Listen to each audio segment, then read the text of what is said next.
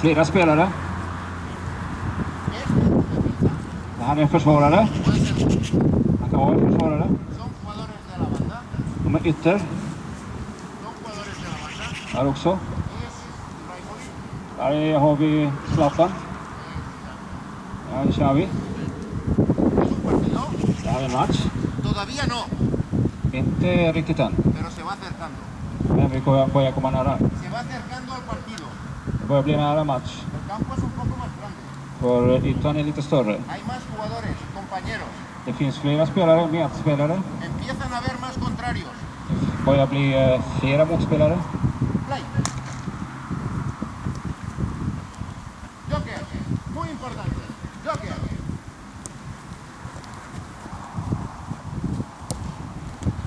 ¿En?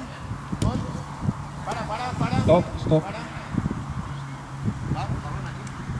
Bollen dit bort. Fuera. Spela där borta. Spela tillbaka. Stopp. Le aprieta a alguien a este jugador, le molesta a alguien. Är det någon som pressar honom där? Tienes que activar rápido. Behöver du spela snabbt? Puedes mirar. Har du tid att titta? Puedes esperar un poco. Kan du dröja en stund? Yes, no. Ja eller nej? Yes. Ja. No juegues a un poco. Spela inte en passning. ¿Sabes quién fue tus compañeros? Ge dem dina medspelare tid så att de kan ge dig understöd. A todos ellos les pedimos que te ayuden. Alla de här andra ber vi att de ska hjälpa dig. No deben de estar parados nunca. De ska aldrig vara stillastående.